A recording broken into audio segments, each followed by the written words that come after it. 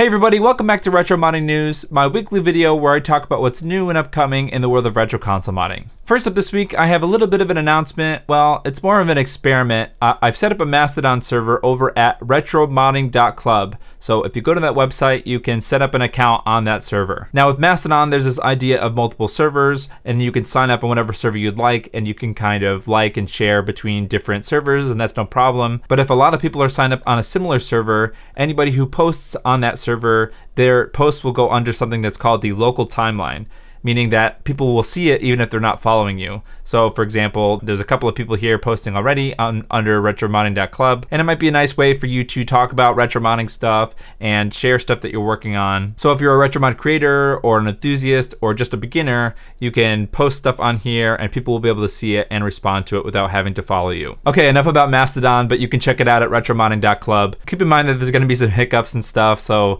your sign up email might go to your spam folder. That's just some weirdness. I don't really know how to set up a mail server, so I'm trying to figure that out, so things are gonna be solid going forward. However, I do wanna talk about this post from HDR over on RetroModding.club, and that is this pretty ominous shape of a cartridge PCB. I kinda cracked it pretty quickly, and I recognized the shape just because I had a WonderSwan color cartridge near me. There's not much to look at on that PCB yet, but Martin Refseth is responsible for this E-Ink Game Boy Color flash cartridge. Maybe one can only assume that he might be working on a flash cart for the WonderSwan. And that would be really awesome because I think there is another WonderSwan flash cart out there, the Flash Boy or something like that, but it's always out of stock and I can't get my hands on one right now, and that would be super helpful for when I work on my WonderSwan consoleizer. So here's hoping that this is a WonderSwan color flash cart. That would be really helpful for a lot of people. Okay, back to Twitter and back with some Analogue Pocket news. It looks like there have been a bunch of cores that have been ported from the Analogue NT. Some of the cores that are on that platform are now on the Analogue Pocket. I'm gonna go over quickly the ones I think that are a big deal. So we have an NES one, we have a Super Game Boy one, which is kind of interesting. And I saw from CD Quality Graphics that you can load cartridges from the cartridge slot into the Super Game Boy core. So you can put a Game Boy cartridge in the pocket and load into that core, which is pretty awesome. There's the Sega Genesis, the ColecoVision, the Atari 7800, and the Atari 2600. So that's a bunch of new cores for the Analogue Pocket. If you've got an Analogue Pocket, be sure to check out these new cores. Last week I talked about a project from Christopher Siak. It was a BlueRetro adapter, but it goes into the memory card slot, and so it's like a combination memory card,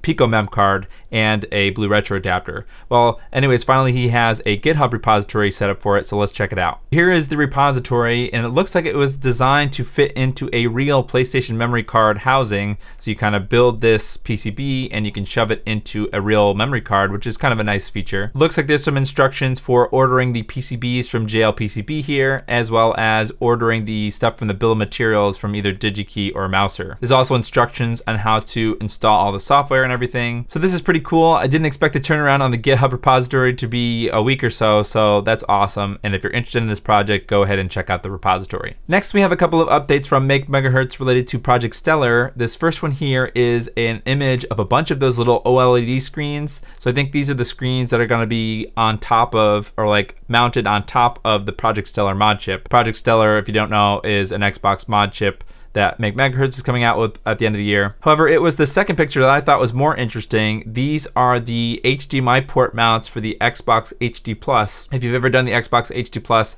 it comes with a little 3D printed bracket that sort of goes around a full-size HDMI port, and it replaces where the Xbox AV port was. That kind of fills in the gap so it doesn't look weird. I always thought that those were a pain. The only good way that I found to put those in is to take that metal shield out of the bottom of the Xbox, and then so you're basically taking the whole motherboard out to put that in. If we look at this picture here, now that 3D printed piece is actually two pieces. It looks like there's a part that goes on the outside that's not actually 3D printed. It looks like it's a PCB, like the FR4 material, and then it screws into a little tiny block that is 3D printed that goes on the inside. So I guess that you could like sandwich the port from either side so you don't have to take the shield apart, and you could more easily install the Xbox HD Plus without, you know, doing those extra steps. These are probably going to be included with the new version of the Xbox HD Plus, the one that is going to use Project Stellar, but I wonder if they're backwards compatible with the older Xbox HD Plus or Xbox HDMI, so people can kind of upgrade if they want to these new versions. Next, we have this crazy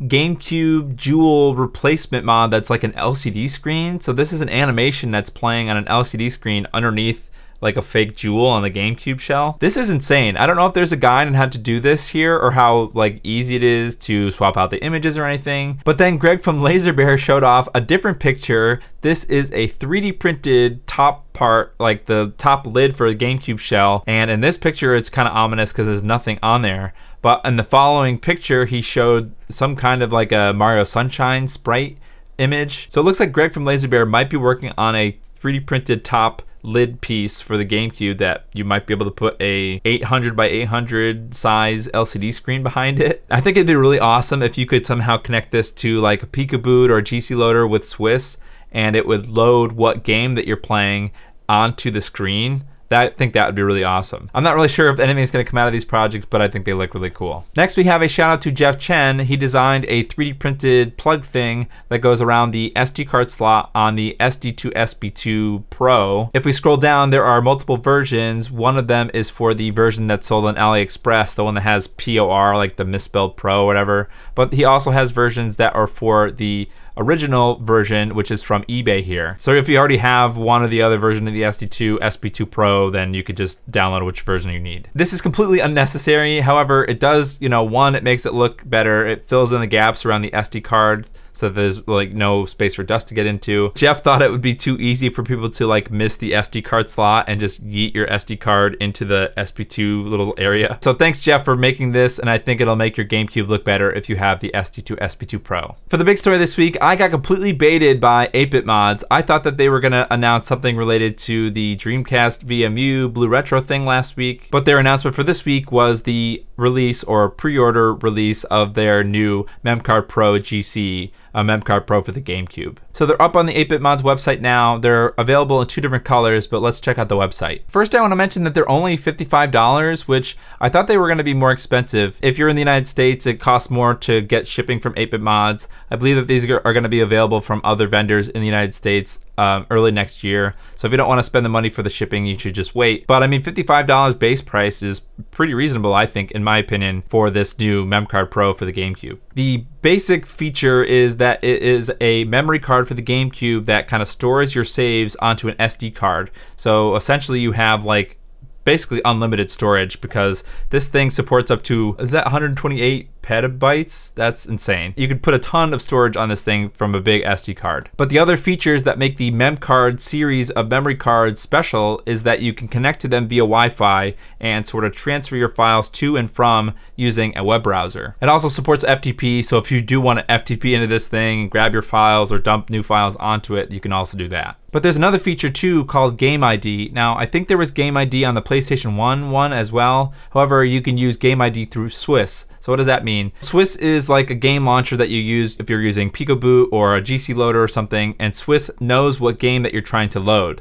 So somehow Swiss can tell the MemCard Pro here which game is loaded, and it sounds like you can switch between memory cards. It will switch between memory cards automatically depending on what game you're loading. So maybe it's possible that you don't even have to think about loading or switching game profiles or memory cards depending on the game. Like maybe there's some games that have a ton of memory and you just want them to be all on the one dedicated virtual memory card or something. And it has a big LCD screen so you kind of know what's going on, and maybe there's some menu options in there as well. That's it for this week, but check out this video where I talk about the Dreamcast BlueRetro / VMU emulation teaser from 8BitMods.